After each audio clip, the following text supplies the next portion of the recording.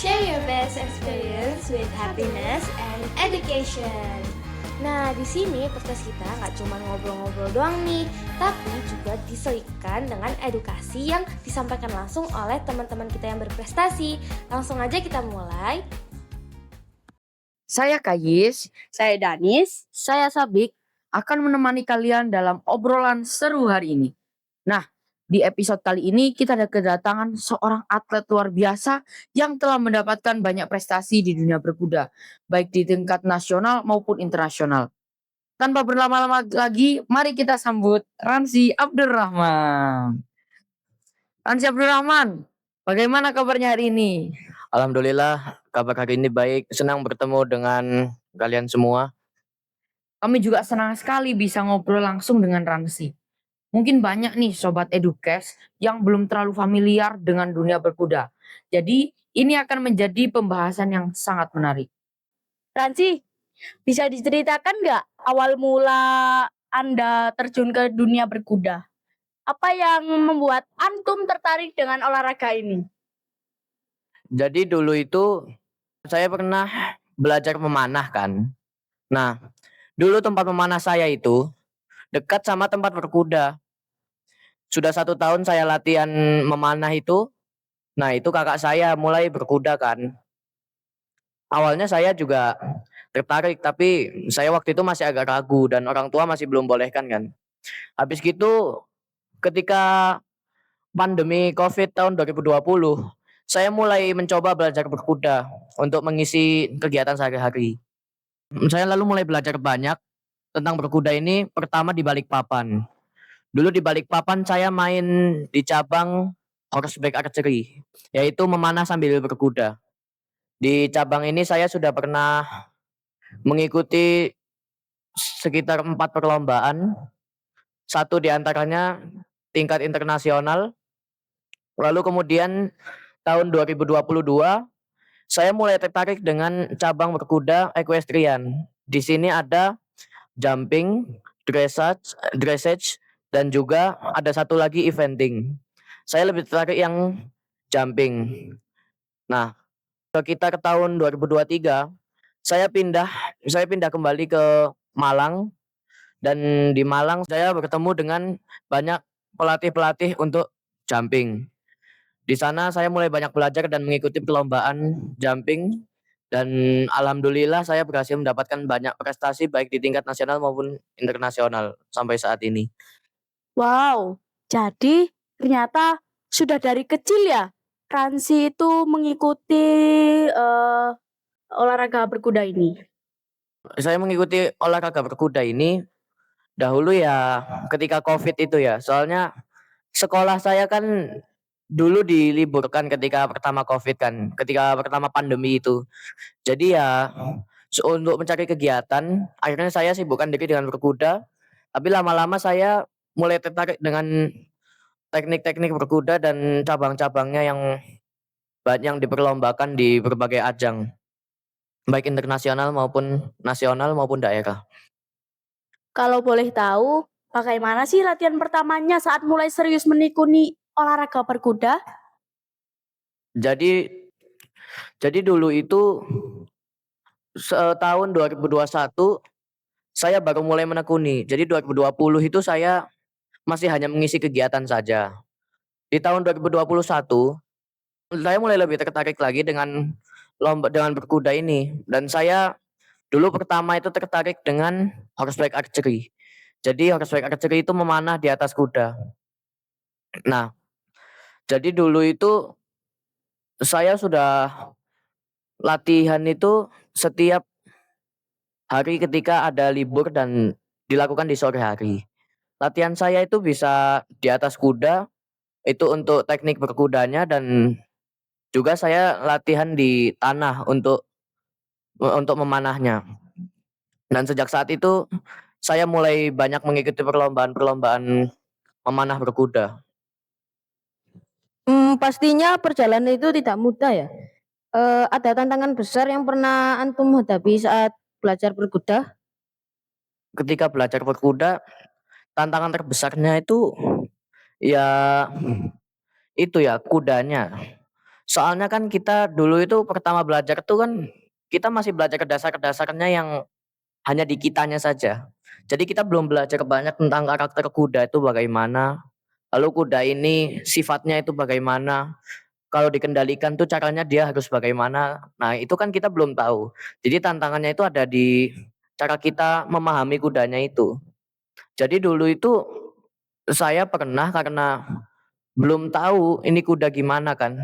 Akhirnya akhirnya saya bawa dia seperti saya bawa kuda-kuda yang agak males. Sementara dia ini kuda yang aktif. Akhirnya saya dibawa lari kan. Saya dibawa lari berkali-kali itu sampai akhirnya saya berhasil mengendalikan, di situ tantangannya. Lalu tantangan lain itu ketika ketika terjadi hal-hal yang tidak kita inginkan. Misalnya kalau kalau perlombaan itu mendadak, eee, cara main yang dirubah. Nah, itu kan biasanya terkadang kita ndak siap ya. Misalnya awalnya cara main kita itu main, kalau di jumping itu namanya clear round, itu melompati palang tanpa menjatuhkan palang dan nanti itu ditetapkan waktu, waktu yang paling pas dengan itu kita itu yang menang kan, dengan syarat dia ndak menjatuhkan palang. Nah, itu bisa saja diubah menjadi yang cepat-cepatan, jadi siapa paling cepat dia menang asalkan clear round itu kan.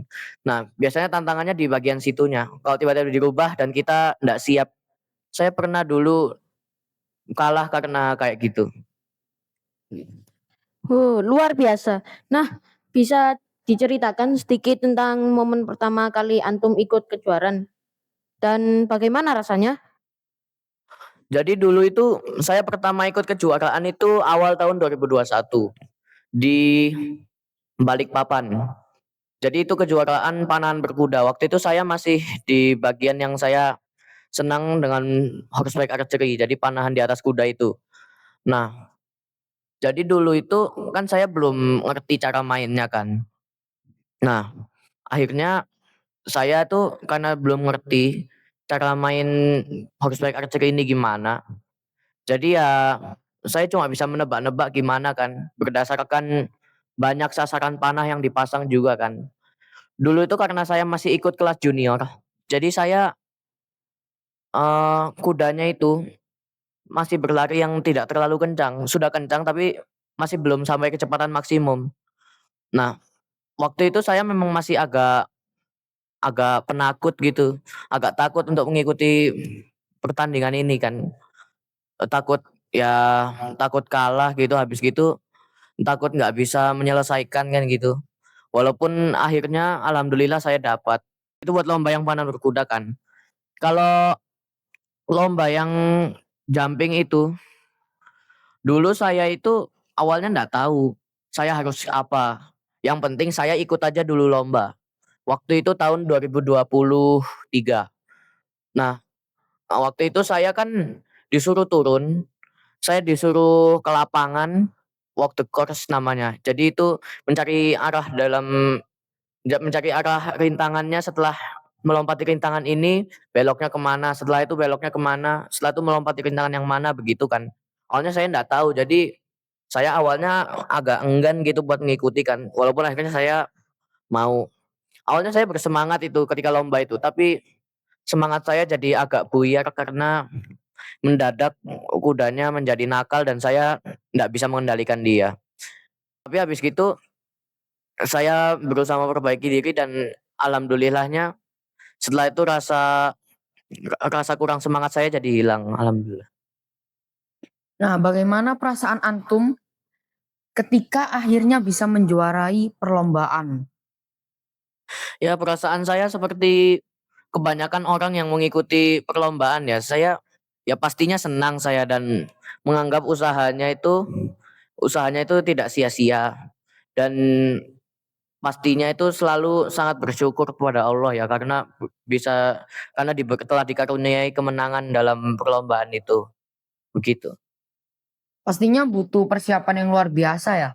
Biasanya latihan dan persiapan menjelang kejuaraan itu seperti apa? Latihannya itu saya ada dua cara. Yang pertama itu latihan di atas kuda dan latihan di tanah. Kalau yang panahan berkuda, latihan di atas kudanya itu jadi latihan teknik berkudanya dan latihan keseimbangannya. Kalau yang di tanah itu latihan memanahnya, jadi membidiknya. Lalu kalau latihan di tanah itu biasanya memanah tapi sambil jalan. Kalau yang berkuda jumping ini, latihan di atas kudanya itu teknik-teknik kalau jumpingnya, lalu teknik-teknik dasar berkudanya.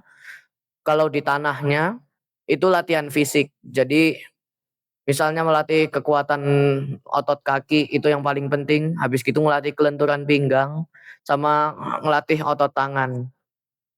Masya Allah, jadi berkuda bukan hanya sekedar olahraga, tapi juga bisa menjadi sarana untuk meningkatkan ketakwaan ya. Ya begitu, soalnya kan berkuda ini kan sunnah Nabi kan berkuda ini kan. Jadi ya bisa jadi untuk meningkatkan ketakwaan karena kita mengikuti sunnah Nabi ini. Jadi kalau kita mengikuti sunnah Nabi kan itu meningkatkan ketakwaan kita. Jadi salah satu caranya yang mengikuti sunnah Nabi ini dengan berkuda. Selain itu, bagaimana antum menjaga keseimbangan antara kehidupan sebagai atlet dan ibadah sehari-hari?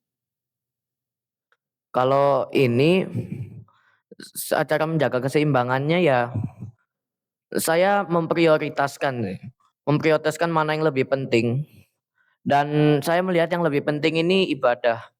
Jadi walaupun saya butuh latihan yang keras dan butuh latihan yang lama gitu, ya pastinya saya juga nggak lupa ya buat sholat gitu. Jika misalnya jadwal saya berkuda ini bertepatan dengan waktu sholat, biasanya saya minta diundurkan jadwalnya atau saya minta jadwal di jam lain begitu. Lalu kalau kalau ketika Ramadan saya tetap latihan. Jadi di sini yang dibutuhkan yaitu kekuatan fisik. Jadi saya setelah berkuda ndak makan, ndak minum, saya tetap harus kuat. Dan saya juga dengan energi dari sahur itu saya juga tetap harus bisa menjalani latihan berkuda. Biasanya saya itu latihan kalau puasa saya latihan itu sore. Jadi setelah selesai latihan saya tinggal menunggu berbuka begitu.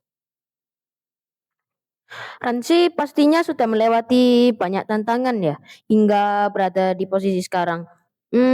Apa pesan antum untuk generasi muda yang ingin berprestasi baik di bidang olahraga maupun bidang lainnya? Pesan saya ya itu ya, jangan pernah menyerah dalam melakukan sesuatu ya. Jadi misalnya sepak bola gitu ya. Saya mau berprestasi di sepak bola kan. Nah, misalnya ketika tanding itu dia selalu nggak dapat dia selalu nggak dapat bola dan selalu nggak berhasil melakukan gol. Nah, itu dia jangan sampai dia berpikir kalau usahanya ini sia-sia. Yang benar itu kalau saya berpikirnya usaha saya nggak sia-sia, tapi datang hasil yang baik itu belum waktunya. Jadi tinggal menunggu waktu saja, insya Allah pasti hasil yang baik datang kok. Insya Allah akan diberikan kemenangan oleh Allah. Asalkan kita terus berusaha ya. Kan Allah itu sesuai dengan usaha hambanya kan. Jadi sekeras apa usaha kita, itu yang pasti akan diberikan. Jadi buat yang mau berhasil, berusahalah yang keras supaya hasil yang diberikan oleh Allah itu juga setimpal. Oh, oke. Terakhir nih, adakah tips spesifik bagi sobat edukes yang tertarik untuk mencoba berkuda? Tipsnya buat berkuda ini yang pertama itu nyali sih. Nyalinya itu harus kuat kalau di atas kuda karena kan ya walaupun naik kuda yang pendek itu kan biasanya ada juga yang masih takut. Kudanya jalan dia sudah takut juga kan. Nah, di sini ini nyali juga penting karena kita kan itu ya, apa? Kita kan dihadapkan pada banyak situasi yang membutuhkan keberanian tinggi. Misalnya tiba-tiba kudanya itu nakal. Nah, kalau nyali kita rendah, nah kita pasti setelah kudanya berhenti, kita pasti mungkin ya merasa kapok gitu ya. Lalu kemudian juga mentalnya juga harus kuat. Karena kalau mentalnya nggak kuat itu biasanya sekali kalah itu langsung menyerah gitu, atau misalnya dia jatuh gitu, dia kapok gitu. Dan yang terakhir, kekuatan juga harus dimiliki. Soalnya kan kuda sekecil apapun dia tetap berat kan. Jadi perbandingan kuda itu satu tarikan kuda itu sebanding sama 9 tarikan manusia kan. Jadi ya orang mau naik kuda yang bahkan tingginya hanya 140 aja, dia harus punya kekuatan yang kuat buat menahan ini supaya kudanya mau nurut sama dia, dan ya supaya dia dapat mengantisipasi hal-hal yang tidak diinginkan. Masya Allah. Terima kasih banyak Ransi atas cerita dan inspirasinya. Kami benar-benar mendapatkan banyak wawasan baru hari ini. Sama-sama, semoga bisa menginspirasi teman-teman semua ya. Amin. Nah, Sobat Edukes, itu tadi obrolan kita dengan Ransi Abdurrahman. Semoga kisah beliau bisa menjadi inspirasi bagi kita semua untuk terus berusaha dan berprestasi, dengan tetap berpegang teguh pada nilai-nilai Islam. Jangan lupa untuk terus ikuti Edukes agar tidak ketinggalan episode-episode menarik berikutnya. Saya Kayis, Saya Danis. Saya Sabik. pamit undur diri. Dadah. Nah, itu dia Edukes episode kali ini. Terima kasih banyak sudah menemani kami sampai akhir. Jangan lupa untuk selalu ikuti keseruan podcast dan episode kami. Sampai jumpa di episode selanjutnya yang gak kalah menarik. Stay tune.